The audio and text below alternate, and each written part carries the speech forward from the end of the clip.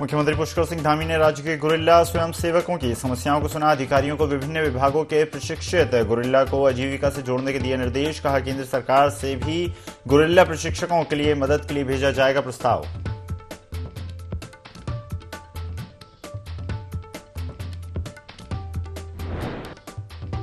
बाईस दिसंबर को होगी धामी कैबिनेट की अहम बैठक। मीटिंग में आ सकते हैं कई अहम प्रस्ताव। विधानसभा विशेष सत्र पर हो सकती है बात।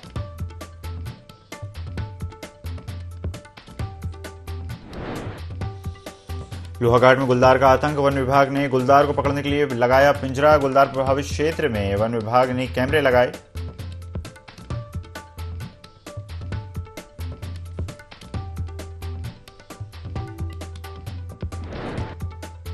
कोविड-19 के नए वेरिएंट को लेकर एडवाइजरी जारी। सांस, फेफड़े और दिल के मरीजों की होगी निगरानी। उत्तराखंड में अभी नए वेरिएंट का कोई मामला नहीं।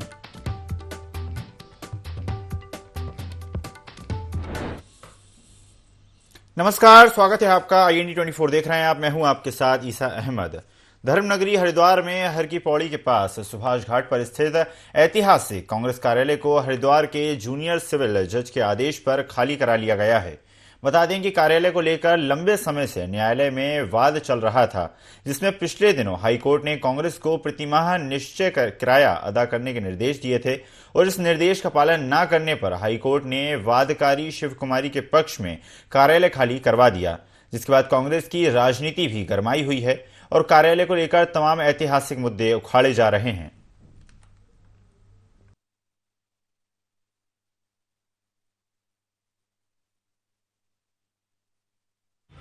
हम लोग उच्च न्यायालय में हमारी रेट डली हुई है, परसों की तारीख थी, लेकिन आज कुछ असामाजिक तत्वों ने उस कार्यालय का ताला तोड़कर कब्जा ले लिया।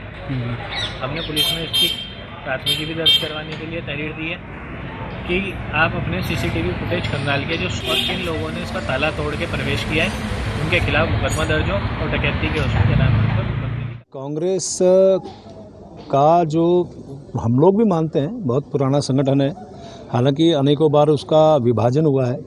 अब ये नहीं कह सकते वही कांग्रेस ही है या कौन सी ये कांग्रेस है, लेकिन हम कांग्रेस के रूप में, पुराने कांग्रेस के रूप में भी यदि हम बात करें, पुराने संगठन को यदि आज अपने अस्तित्व की लड़ाई करनी पड़ रही है, चुनाव में बैसाखी का सहारा लेना पड़ रहा है और कार्यकर्ता नाम की चीज़ वहाँ से ख़त्म हो रही है और आज सभी लोग माननीय मोदी जी का जो है नेतृत्व स्वीकार कर रहे हैं, तो इनको अपने बारे में विचार करना चाहिए।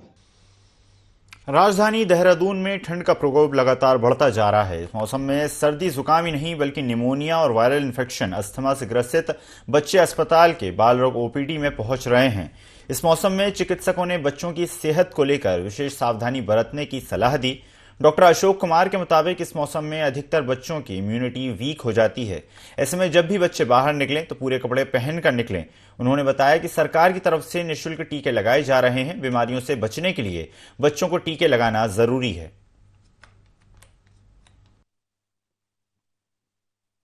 सर्दी इतनी बढ़ी है, उसकी वजह से कई बार इसमें ज़्यादातर जो बच्चे हैं जिनकी इम्यूनिटी थोड़ी सी वीक होती है, ऐसे बच्चे को ज़्यादा दिक्कत आती है। ऐसे बच्चे को सांस में दिक्कत आ जाना, सांस तेज तेज चलना, बार बार निमोनिया होना या बार बार हॉस्पिटल में एडमिशन होना।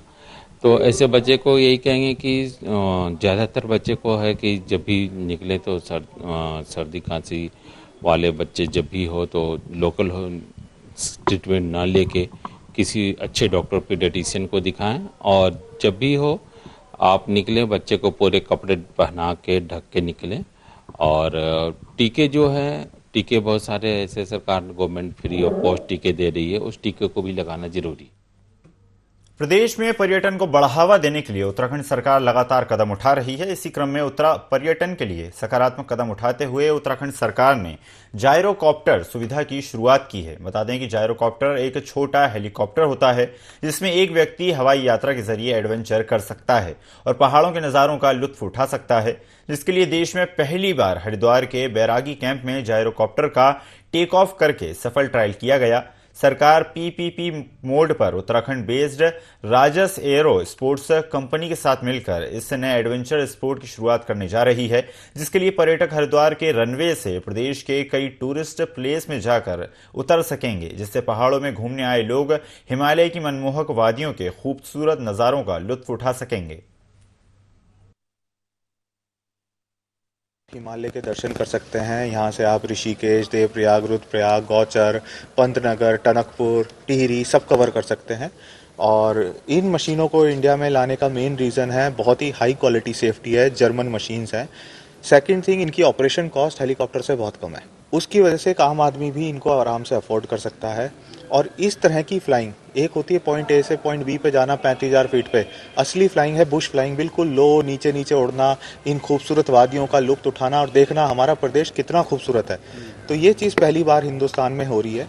हिमालय दर्शन हमने शुरू करा है मसूरी में, उसके बाद अब ये जायरोकॉप्टर सफारी पूरे साउथ एशिया में हम पहली बार लेकर रोटरी क्लब की ओर से ऋषिकेश में 22 दिसंबर को रोजगार मेला लगाया जा रहा है, जिसमें हाई स्कूल और इंटरमीडिएट पास करने वाले छात्र छात्राओं को हिस्सा लेने के लिए आमंत्रित किया जा रहा है, जिसके लिए रजिस्ट्रेशन शुरू हो चुके हैं। कार्यक्रम में मंत्री प्रेमचंद अग्रवाल बतौर मुख्य अतिथि शामिल होंगे। बता दें कि रोजगार मेले में 5 कंपनियां रोजगार देने के लिए पहुंच रही हैं। रोटरी क्लब की तरफ से गढ़वाल मंडल में पहली बार इस कार्यक्रम का आयोजन किया जा रहा है।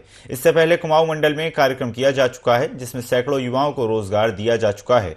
और इसी उम्मीद के साथ रोटरी क्लब ऋषिकेश में रोजगार मेला लगाने जा रहा है, ताकि ज्यादा से ज्यादा युवाओं को रोजगार मिल सके।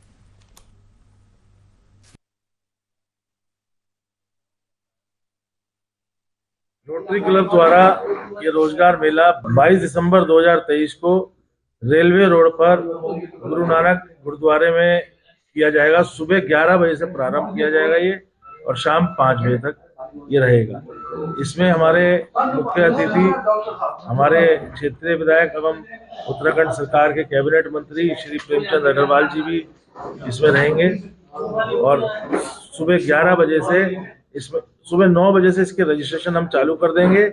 11 बजे से कंपनियां इंटरव्यू वगैरह चालू कर। इसमें 5 कंपनियों की हमारे पास सूचना आ चुकी है और लगभग 300 से 500 को गारंटेड रोजगार दिया जाएगा। और 10+2 के जो सर्टिफिकेट है उसका वो एक बेसिक क्राइटेरिया है रोजगार के लिए।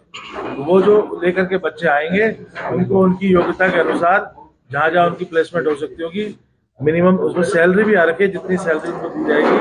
10+ वालों को 11,158 प्लस अदर अलाउंसेस वगैरह जो भी हैं, और 10+2 वालों को 12,000 समथिंग वो सैलरी उनको दी जाएगी। विकास भवन के सभागार में डॉक्टर रघुनंदन सिंह टोलिया उत्तराखंड प्रशासन अकादमी के एक कार्यशाला का आयोजन कराया गया। सूचना का अधिकार अधिनियम से संबंधित कार्यशाला का आयोजन किया गया। वजाहत हबीबुल्लाह ने कार्यशाला को संबोधित करते हुए कहा कि हमारे देश में सूचना के अधिकार के माध्यम से एक क्रांति आई है। ग्रामीण स्तर पर भी इसका व्यापक प्रचार प्रसार होना चाहिए। इस दौरान सूचना के अधिकार पर विस्तृत प्रकाश डाला गया।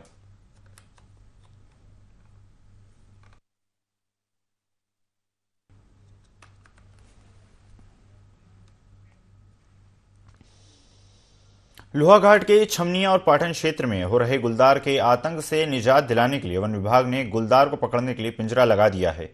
ग्रामीणों ने गुलदार के आतंक से निजात दिलाने के लिए पिंजरा लगाने की मांग वन विभाग से की थी। पिंजरा लगाने की मांग को लेकर डीएफओ चंपावत को ज्ञापन भी दिया गया था। लोहाघाट रेंजर दीप जोशी ने बताया कि गुलदार को पकड़ने के लिए विभाग ने पिंजरा लगा दिया है। गुलदार प्रभावित क्षेत्र में विभाग ने 3 ट्रैप कैमरे भी लगाए हैं। साथ ही वन कर्मियों के द्वारा रात्रि में गश्त भी किया जा रहा है।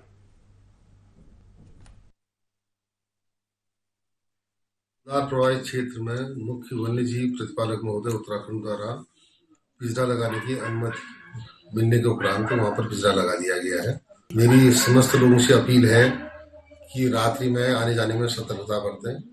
वह आवश्यक होने पर जो है समूह के साथ अपना आना जाना करें। और जो इस तरह की दूसरी अन्यत्र जगह की वीडियो वायरल कर रहे हैं उनके खिलाफ कार्रवाई की जाए। नैनीताल के भीमताल में वन्यजीव के हमले से युवती की मौत हो गई, जिसके बाद परिजन ने निकिता के शव को खुटानी चौराहे पर रखकर जाम लगाकर धरना प्रदर्शन किया। धरना प्रदर्शन कर रहे लोगों का कहना है कि 13 दिनों के अंदर 3 महिलाओं की आदमखोर वन्यजीव ने हत्या कर दी है, लेकिन वन विभाग इस ओर कोई ठोस कदम नहीं उठा रहा है। वहीं धरना प्रदर्शन के चलते कई घंटे यातायात प्रभावित रहा।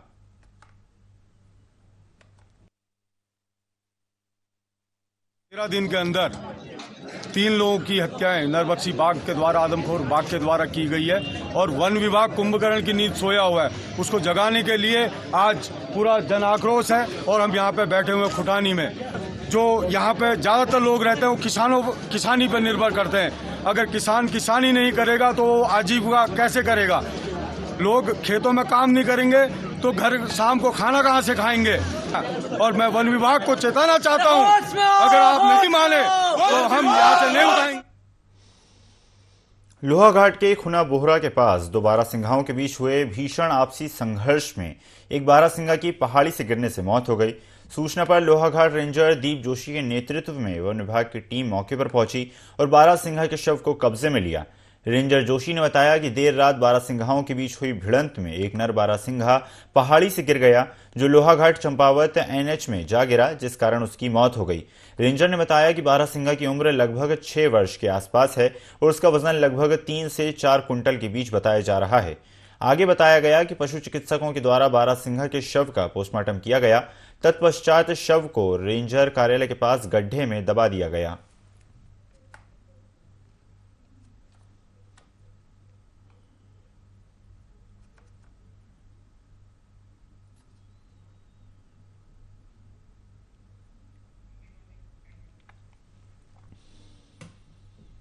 प्रदेश के उधम सिंह नगर जिले में खटीमा विकासखंड के गांव चकरपुर में फूड पॉइजनिंग होने से 7 लोग गंभीर रूप से बीमार हो गए, जिन्हें उल्टी और दस्त होने लगे, जिसके बाद एम्बुलेंस बुलाकर उन्हें अस्पताल भेजा गया। मामला वनरावत बस्ती का है, जहां लोगों ने एक बीमार बकरी को काटकर उसके मांस को पकाया, जिसे खाने के बाद सभी की हालत गंभीर हो गई और उल्टी दस्त करने लगे।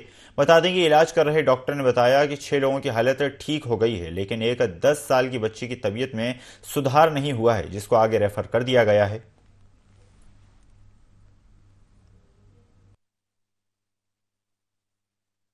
वनरावत बस्ती है चकरपुर के पास में, वहाँ कुछ लोगों ने मीट खाने से उनको फूड पॉइजनिंग हो गई है। तो हमारे पास लगभग 9:15 पर यहाँ एम्बुलेंस के थ्रू 7 लोगों को लेकर आए थे। तो अभी सबकी स्थिति सामान्य है और एक बच्ची थी लगभग 10-11 साल की, और उसका सैचुरेशन मेंटेन नहीं हुआ था, तो हमने उसको 108 के थ्रू हल्द्वानी रेफर कर दिया है। बाकी सभी मरीजों का मैंने सुबह मॉर्निंग में राउंड लिया है, सभी स्टेबल है और उनको कोई किसी तरह की परेशानी अब नहीं है। बढ़ते खबरों में आ गई। जनपद टिहरी गढ़वाल का दूरस्थ गांव गंगी, जिसे भारत का स्विट्जरलैंड भी कहा जाता है, यहाँ के लोगों ने आज भी अपनी संस्कृति को बचाए रखा है। साथ ही इस गांव से आज तक पलायन नहीं हुआ। यहाँ के लोगों ने अपने स्तर पर यहाँ सोलर पावर हाउस भी बना रखा है, जिससे इस गांव में बिजली की सप्लाई होती है। साथ ही यहाँ के लोगों द्वारा राजमा एवं आलू की खेती की जाती है, जिसकी विदेशों में भी डिमांड है। बकरी पालन इनका प्रमुख व्यवसाय है। गंगी गांव की महिलाओं द्वारा बर्फबारी के बीच किए जाने वाले नृत्य जहां का खास नृत्य है।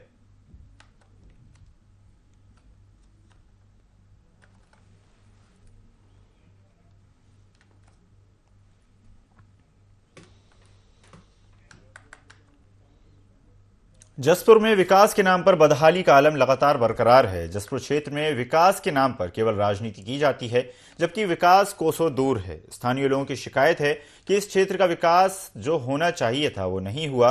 युवाओं में बेरोजगारी बढ़ रही है। वहीं जनप्रतिनिधियों पर भी आरोप लगाए गए। जनप्रतिनिधियों ने क्षेत्र के विकास पर कोई ध्यान नहीं दिया। वहीं कांग्रेस पदाधिकारियों ने आरोप लगाया है कि जहां से कांग्रेस विधायक जीते हैं, वहां भाजपा सरकार विकास नहीं कर रही है।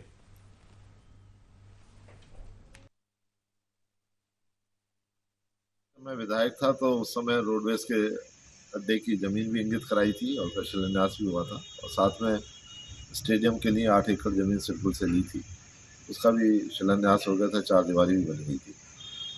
पर जब मैं विधायक नहीं रहा तो उसके बाद ये धीरे धीरे जो प्रोग्रेस थी, जो आगे बढ़ना था, वो गति ख़त्म हो गई और जो मौजूदा विधायक हैं उनके अंदर कोई काम करने की क्षमता कहूँ या काम नहीं करना चाहते। विकास के प्रति बिल्कुल क्षेत्र को उन्होंने अनदेखा कर रखा है। उन्होंने ध्यान नहीं दिया कि ये काम हो। तब माननीय मुख्यमंत्री जी इलेक्शन से पहले आए थे, तब हमने जरूर ये मांग रखी थी और मुख्यमंत्री घोषणा में यहाँ का स्टेडियम इसमें सम्मिलित हो गया है। अब हमें उम्मीद है कि वो फाइल तो चल रही है पर वो गति नहीं है, क्योंकि उसकी पैरवी करने के लिए विधायक के पास समय नहीं है। जसपुर का विकास हमारे नेताओं ने नहीं करा। ये समझ लीजिए उन्होंने करना नहीं चाहा, क्योंकि जनता अगर ये विकास करते तो जनता फिर किस बात पे इनको वोट देती। हर बार चुनाव में ये लोग वादा करते हैं कि हम लोग स्टेडियम बनवाएंगे, हम लोग रोडवेज बनवाएंगे। अफसोस होता है कि जब बाहर के बड़े बड़े शहर के लोग यहाँ पर आते हैं, वो कहते हैं कि तुम्हारे यहाँ तो रोडवेज भी नहीं है, तुम्हारे यहाँ रेलवे स्टेशन ही नहीं है। जसपुर का विकास रुका पड़ा है। हमारे नेताओं को इस पर ध्यान देना होगा, और भाजपा ने सिर्फ वादे करे हैं, ज़मीनी तौर पर तो कोई कार्य उन्होंने करा नहीं है। पूर्व विधायक डॉक्टर सलिल मोहन सिंडल जी थे, उनके टाइम में बिटाज ITI स्कूल बना, बहुत सारी योजनाएं आई हैं, बहुत सारी धरातल पर दिखाई भी दी है पहले के उसमें। अब आप देख लो, जब से 2017 के चुनाव के बाद आप देख लो डॉक्टर MP सिंह के सामने वाली सड़क है, कितना बुरा हाल है, और ये वर्तमान विधायक खुद जाकर वहाँ पर धान उड़ाते हैं। आप खुद समझ सकते हो कि एक विधायक छोटी सड़क के लिए खुद धान उड़ा रहा है। क्या विधायक निधि है नहीं? सरकार से इतनी निधि मिलती है, क्या बिना निधि के बन नहीं सकती सड़क? राजधानी देहरादून के थाना डालनवाला क्षेत्र में स्थित काबुल हाउस की शत्रु संपत्ति के फर्जी दस्तावेज तैयार कर कब्जा करने वाले भूमाफियाओं के खिलाफ पुलिस ने मुकदमा दर्ज किया है। पूरा मामला तब सामने आया जब काबुल हाउस संपत्ति पर प्रशासन का बुलडोजर चला। इसी दौरान कुछ लोगों ने अपनी जमीनों के रजिस्ट्री के कागज भी प्रशासन को दिखाए, जिसकी जांच के बाद पूरा मामला सामने आया कि भूमाफियाओं ने जमीन के फर्जी दस्तावेज तैयार कर जमीनें बेच दी, जिसमें जिला प्रशासन ने जांच के बाद मुकदमा दर्ज करवाया है।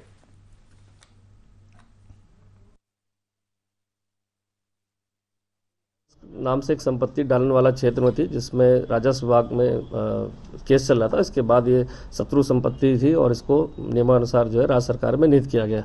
इस मामले में चूंकि फर्जी दस्तावेजों को बनाकर और इस पर कब्जा करने की बात प्रकाश में आई थी, जिस पर राजस्व की रिपोर्ट थी, उस पर थाने से इसमें विस्तृत जांच की गई और जांच उपरांत इसमें 4 लोग के विरुद्ध मुकदमा लिखा गया। चूंकि यह संपत्ति 1876 में ब्रिटिश काल में जो ब्रिटिशर्स द्वारा जो है काबुल के एक राजा थे याकूब जी, उनको दी गई थी और जिनके कोई वारिसान वगैरह नहीं थे, और यह उनके देश के जाने के बाद ये शत्रु संपत्ति घोषित हुई थी। लेकिन कुछ लोगों ने इसमें फर्जीवाड़ा करके फर्जी दस्तावेज बनाकर सहारनपुर के रिकॉर्ड्स में छेड़छाड़ करके इस संपत्ति को अपना दिखाया था। समस्त जांच के उपरांत इसमें 4 लोग के विरुद्ध मुकदमा दर्ज करा गया। टीम को उनको गिरफ्तारी के लिए इसमें भेजा गया। 2024 में होने वाले लोकसभा चुनाव का सहयोगी संगठन शुरू कर दी। इसी कड़ी में कांग्रेस के मुख्यालय में एक बैठक की। इस बैठक में अग्निवीर योजना, 1 रैंक 1 पेंशन जैसे अन्य मुद्दों को लेकर उत्तराखंड की जनता के बीच जाने का निर्णय लिया गया। पूर्व सैनिक प्रकोष्ठ प्रदेश अध्यक्ष कैप्टन बलबीर रावत का कहना है कि भाजपा सरकार के पूर्व सैनिकों के साथ छल कर रही है और उनके अधिकारों का हनन किया जा रहा है।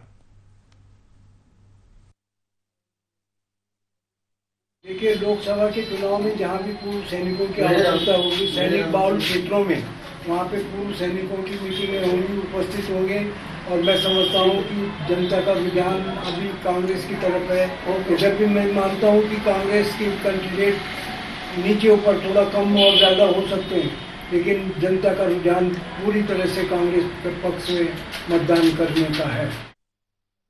हरिद्वार में बेरोजगारों को रोजगार मुहैया कराने के लिए जिला सेवा योजना विभाग ने रोजगार मेले का आयोजन किया।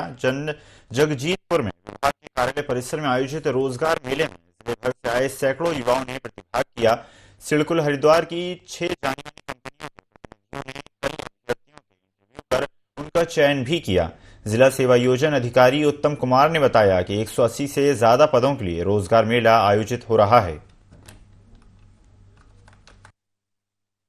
6-7 कंपनियां आज प्रतिभाग कर रही हैं। बेसिकली इसमें ITI अप्रेंटिसशिप के लिए, BTech और पॉलिटेक्निक डिप्लोमा के लिए रिक्रूटमेंट हो रहा है। और जो महिलाएं हमारी 30 से 45 वर्ष की हैं, वो पार्ट टाइम में रिलायंस निपॉन इंश्योरेंस कंपनी में पार्टिसिपेट करने के लिए या उनमें सेवायुक्त होने के लिए भाग ले सकती है। ये कुल वैकेंसी जो हमको प्राप्त हुई हैं, कल तक प्राप्त हुई थी, वो लगभग 182 प्राप्त हुई थी। और रुझान तो आप देख ही रहे हैं, अच्छा है, बच्चे आए हुए हैं। पिछले दिनों देहरादून में हुई ग्लोबल इन्वेस्टर समिट की बैठक में प्रधानमंत्री नरेंद्र मोदी ने देश विदेश के उद्यमियों को एक बड़ा संदेश दिया था कि जब जोड़े ऊपर वाला बनाता है तो क्यों ना उसी की धरती पर एक शादी की जाए, जिसको लेकर राज्य सरकार के साथ साथ BKTC ने भी काम करना शुरू कर दिया है। बीकेटीसी अध्यक्ष अजेंद्र अजय ने बताया कि प्रदेश में जो ऐतिहासिक और पौराणिक दृष्टि से महत्वपूर्ण मंदिर हैं, उनके आधारभूत ढांचे को विकसित करने के कार्य शुरू कर दिए गए हैं ताकि यात्रियों को कोई असुविधा ना हो। देखिए, जैसा माननीय प्रधानमंत्री जी ने कहा कि उत्तराखंड में वेडिंग डेस्टिनेशन को लेकर के अपार संभावनाएं हैं, तो इस दिशा में प्रदेश सरकार के स्तर से भी निरंतर प्रयास किए जाते रहे हैं और श्री बद्रीनाथ केदारनाथ मंदिर समिति के स्तर से भी हम निरंतर प्रयत्नशील हैं कि जो हमारे ऐतिहासिक और पौराणिक दृष्टि से जो महत्वपूर्ण मंदिर है, उन मंदिरों को वेडिंग डेस्टिनेशन के रूप में उनको विकसित करें और वहाँ पर आधारभूत ढांचे के विकास के लिए और यात्री सुविधाओं के लिए हम प्रयास कर रहे हैं। एक यूनिक चीज़ जो वहाँ पर है, तो उसके विकास के लिए भी हम प्रयास कर रहे हैं। वहाँ पर हमने 3 चरणों में उसके स्थापना विकास के लिए हम कार्य कर रहे हैं। प्रथम चरण का जो कार्य है हमारा बहुत तेज़ी के साथ में प्रारंभ हो चुका है। प्रदेश में स्वास्थ्य विभाग कोविड को लेकर एक बार फिर अलर्ट मोड पर आ गया है। आपको बता दें, केरल में कोविड के जैन वेरिएंट के बढ़ते मामलों के चलते केंद्र ने सभी राज्यों को सावधानी बरतने के निर्देश दिए हैं। वहीं उत्तराखंड में अभी तक इस वेरिएंट से संबंधित किसी भी मरीज की पुष्टि नहीं की गई है, लेकिन फिर भी उत्तराखंड स्वास्थ्य विभाग कोई भी लापरवाही नहीं बरतना चाहता, जिसके लिए सभी अस्पतालों को एडवाइजरी जारी कर दी गई है। अगर देहरादून के मुख्य जिला अस्पताल की बात की जाए तो इस वेरिएंट को लेकर अस्पताल प्रशासन पूरी तरह से तैयार है। हाँ, देखिए, पिछले कुछ दिनों से देखा गया है कि अमेरिका, ऑस्ट्रेलिया वगैरह में कोरोना की कुछ नई केसेस ज़्यादा नंबर में आए हैं और अब पिछले कुछ दिनों से हमारे यहाँ केरल और कर्नाटका में भी ये नंबर बढ़े हैं, जिसमें कुछ अनफॉर्चुनेट डेथ भी हुई है।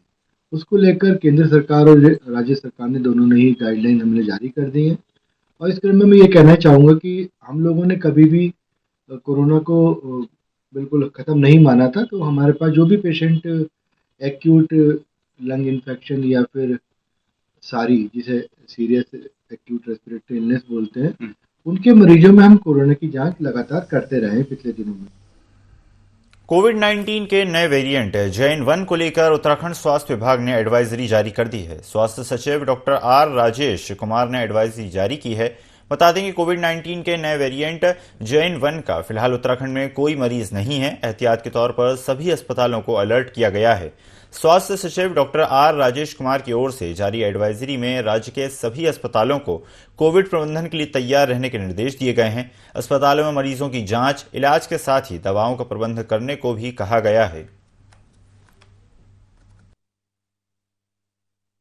ओमिक्रॉन का जो सब वेरिएंट है JN.1, उसको लेके भारत सरकार से कल गाइडलाइंस जारी हुए हैं।